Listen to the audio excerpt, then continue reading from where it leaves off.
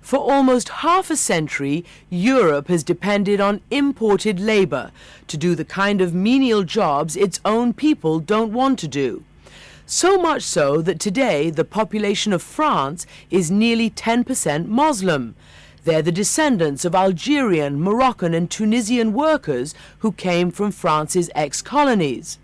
Now, many of them live in neglected public housing projects, ruled by violent gangs and increasingly susceptible to Islamic fundamentalism. When people talk about ghettos in France, they're talking about these projects, high-rises, which have been built far away from the city centre to house African and Arab immigrants. Just saying you live in this neighbourhood is enough to get your job application thrown in the garbage.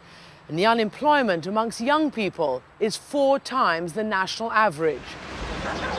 With little hope of making it outside the projects, many of these young men try to dominate their own neighbourhoods, resorting to violence, especially against young women. They rule gangland style, combined with the male-dominated traditions of the Arab countries they came from. It's gotten so bad that today most of the young women only feel safe if they're covered up or if they stay at home. Girls who want to look just like other French girls are considered provocative, asking for trouble. Samira Bellil wasn't asking for trouble, but trouble came to her. She's the granddaughter of Algerian immigrants, and she's written a book about surviving the hell of the Paris ghettos.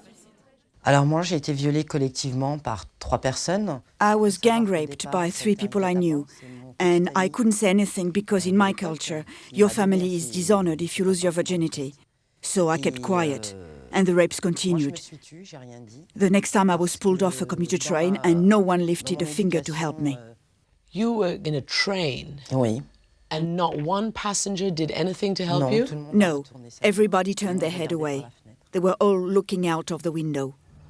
When Samira's family discovered that she had been raped, they weren't sympathetic. They threw her out onto the streets. But she's since discovered that hers was not the only case. J'ai eu un procès à Lille où There was a trial in Lille where a 13-year-old girl was gang raped by 80 men. 80? Oui, 80. Yes, sometimes it's 80 or 50 or 10. It's absolutely terrible. L'affaire d'Argenteuil, c'est quelque chose. In the town of Argenteuil, it was horrible. A young woman was raped in a school. In a school? Oui, madame. Yes, in a school. And nobody knew, not a student, Bien not a sûr que tout le teacher. monde sait, madame. Of course everybody knew. But they were so afraid of these young men that they preferred to close their eyes.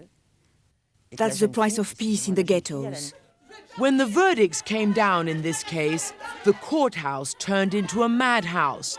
18 teenagers were convicted of raping a 15-year-old girl over a 2-month period. But what really shocked France was how the mothers of those boys reacted. You call this justice? 7 years in prison for some oral sex? It's the girl who should be behind bars. Abu Bakr was one of those convicted, not of raping the girl, but of knowing about it and doing nothing to stop it. Why did you decide not to intervene and not to help her? C'est quand on vit dans un quartier. When you live in a neighborhood that's so dark and tough, you can't mess with other people's business, unless you want to put your life on the line. They could kill you for trying to stop a rape. Bien sûr, oui. Yeah, or they could rape my sister. If you heard a similar danger was underway, would you try to stop it today? Je sais pas. I don't know. I just don't know. Abu Bakr did get a suspended sentence. Now he's using his rap music to spread the message that violence is wrong. On était des gangsters. We were gangsters. If someone was robbing a house, I had to follow the group. Otherwise, they'd say I wasn't a man. How does the law of the jungle, if you like, there dictate how a woman is treated or how a man is treated? L'homme est plus fort que la femme. Men are stronger than women. Men are more respected than women. So, if I don't have many brothers, my sisters can be attacked. But If I come from a big family, people lower their eyes when they pass my sisters. That's part of the law.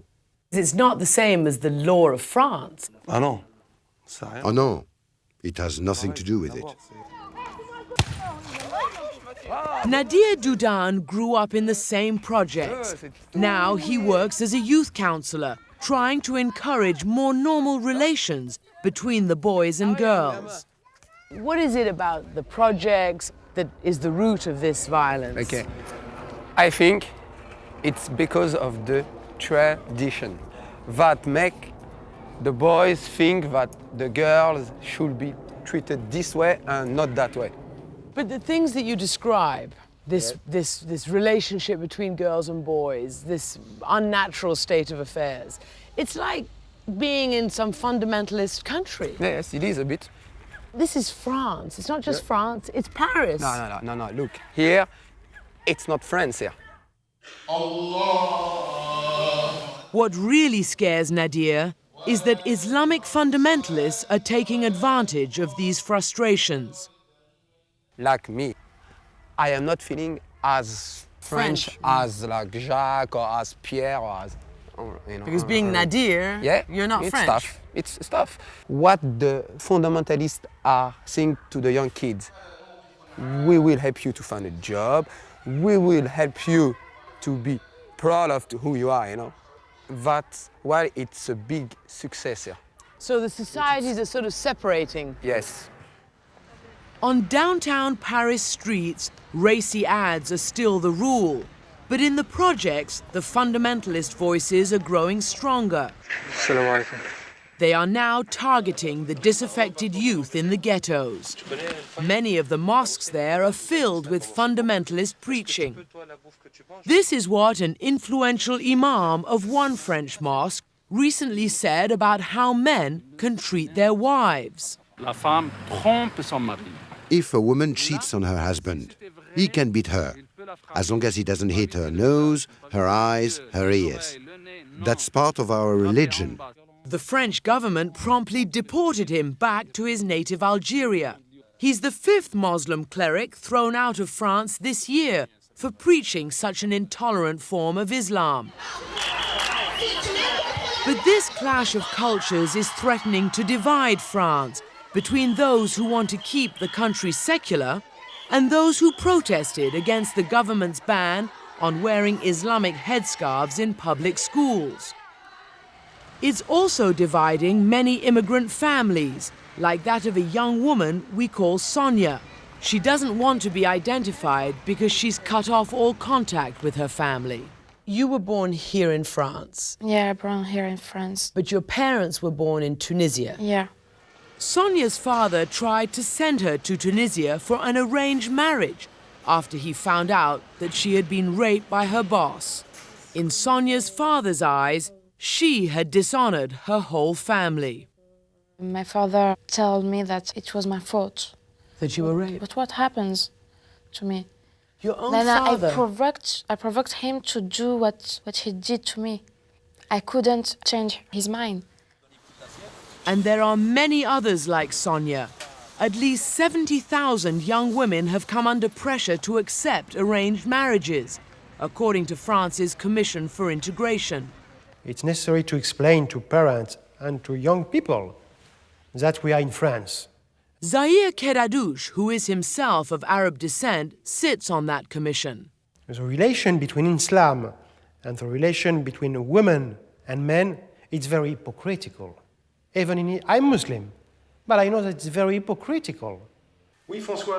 Equally hypocritical, he says, is the French government, which champions equality but has effectively disenfranchised its own Muslim community, the biggest in Europe. We are 10% of the French population, and we have no members of parliament. We have 37,000 mayors in France. We have no mayor.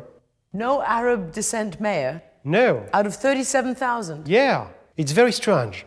It sounds like what it was like for blacks in America, and to an extent, yes, still is. We can compare the situation of black people on the beginning of the 60s in America and now in France. As well as this lack of opportunity, There seems to be so much violence in the ghettos, in the slums, the project areas where most of the immigrants have to live.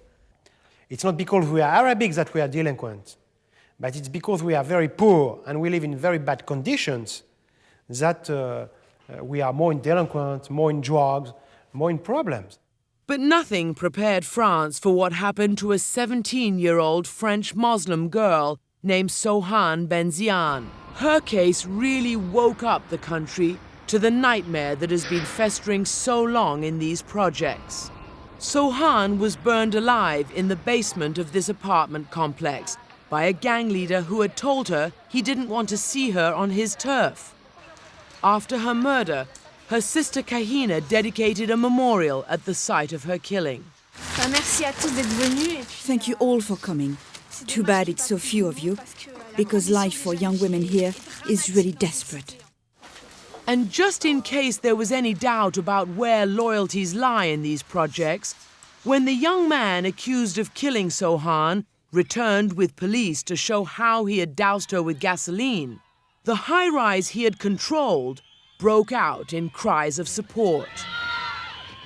But that just infuriated Samira Bellil enough to help lead a national movement against this violence. Alors, vous voyez, avant, pour moi, on était violés. Before they would rape us, now they are burning us alive.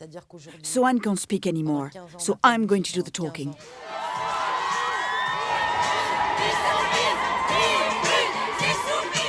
Ni pute, ni soumise. It's a provocative slogan that roughly translated means we're neither whores nor doormats.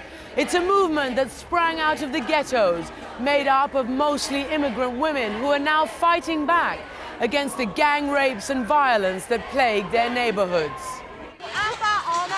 And Samira is in the forefront of that fight, leading demonstrations and lobbying to set up shelters to help protect these women.